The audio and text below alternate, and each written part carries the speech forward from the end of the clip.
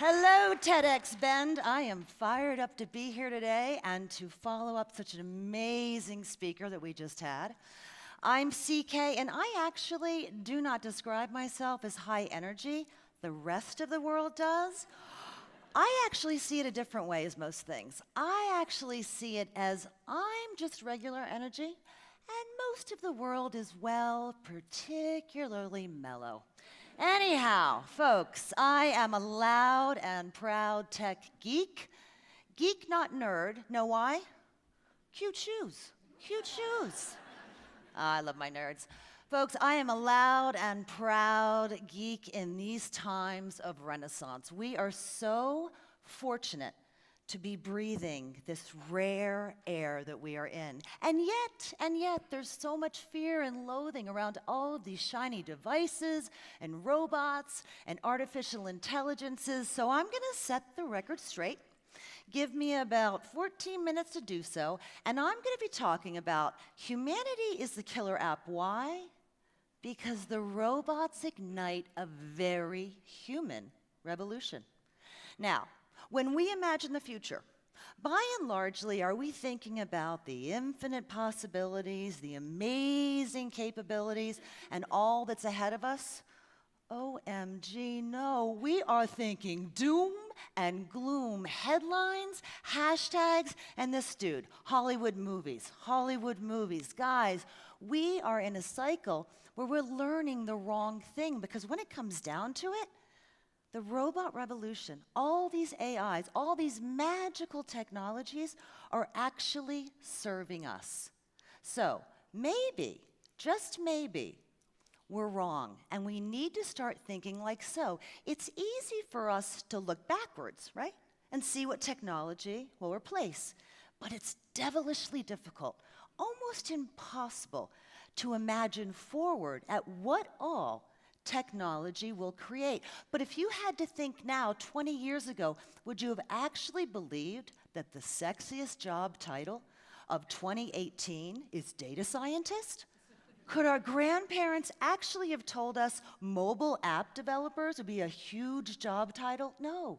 Change is in our favor. We just need to ask the right questions, because maybe this robot revolution is a rare chance for us to ignite new industries, do things like decrease prosperity gaps, close digital divides, and most importantly, give us the most precious of all resources, time.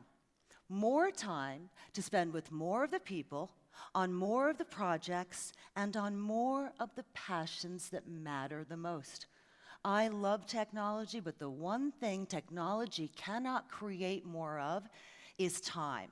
So we need to create technologies that will give us back our precious time. So let's start at the beginning. What if intelligent bots humanized us? You might not have noticed, but our smartphones are not really that smart just yet. Why? Because they're at the center of all our interactions. Think about it. But intelligent bots, if they could learn our needs, understand our preferences, and act on our behalf, now here's a concept, stay with me, we might actually move from a society that's always looking down into a civilization that starts to look at one another again. What a concept. Will we even recognize one another? Folks, it's time for smartphones to get much, much smarter.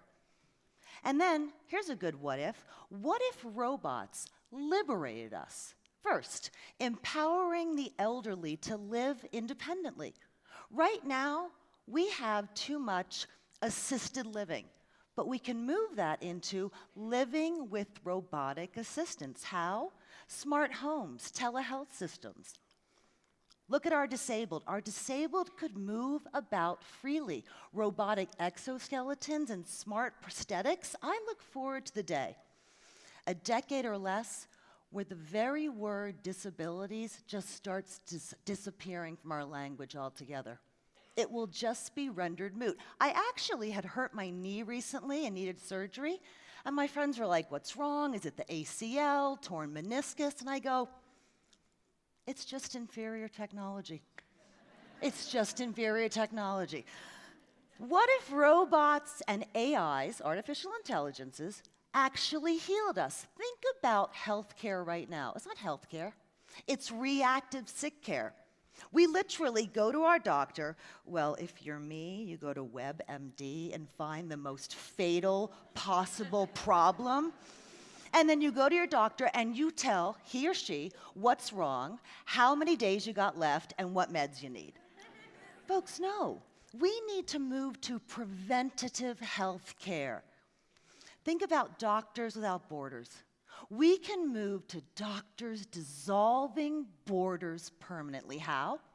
Cloud robotics. The doctor in San Diego remotely operates on the patient in need through cloud robotics in Sri Lanka, and borders are dissolved permanently.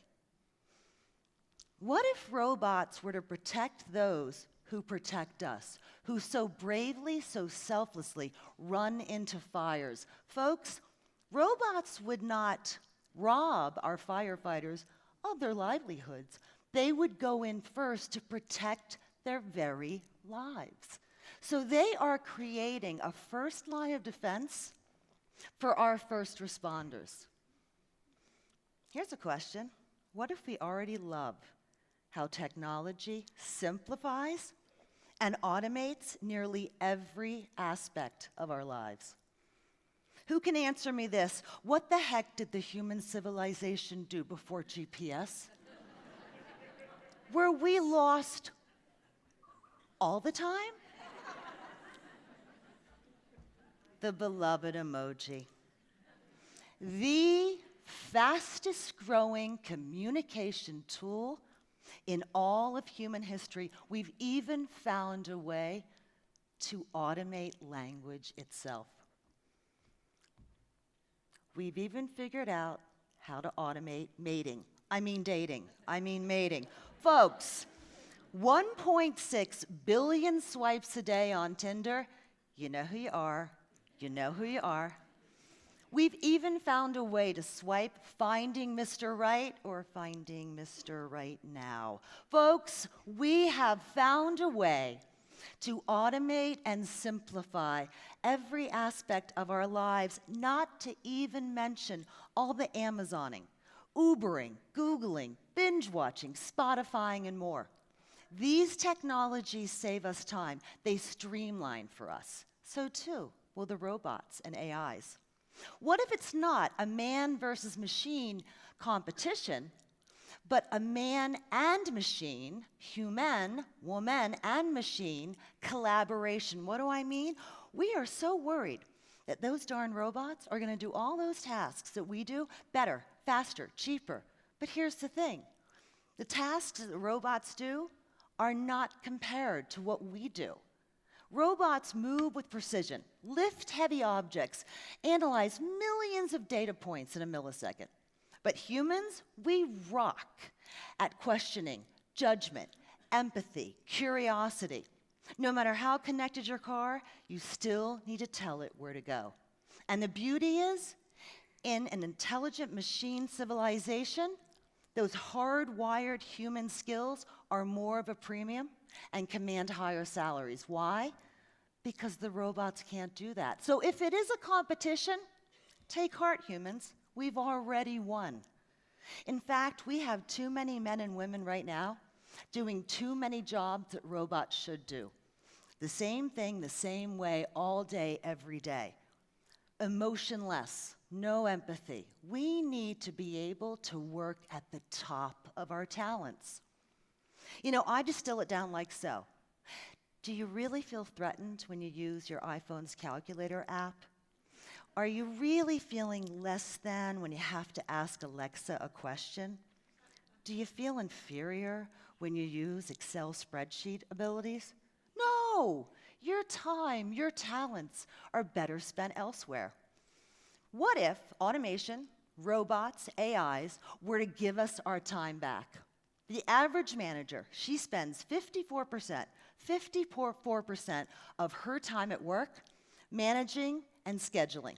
That's a huge number. Everyone's like, yeah, I know it, I do it. The small number tells the tale. only 10% of time is spent on the very human, hardwired tasks and abilities and talents of strategy and innovation.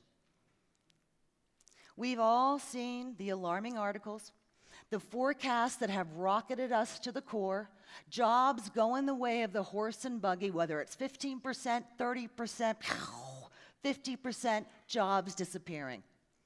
These forecasts, worry not, are very misleading. What they mean is jobs that will be impacted by automation. And the number that will be, 100%. They're like, did she just say 100%? Because that was not inspiring at all. 100%. Why?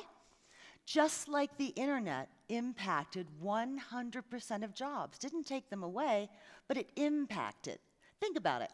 Whether you are a Salesforce.com user prospecting for leads, whether you are using sensors in the soil as a farmer to check the health of your harvest, or whether you're a bike courier using GPS to better manage your route, your job, your industry has been impacted by the internet. Same story will go with automation.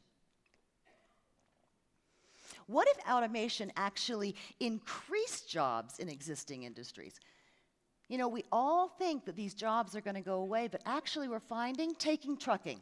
Trucking is actually doubling in the need for humans. Why? Can anyone tell me why? There's more cargo.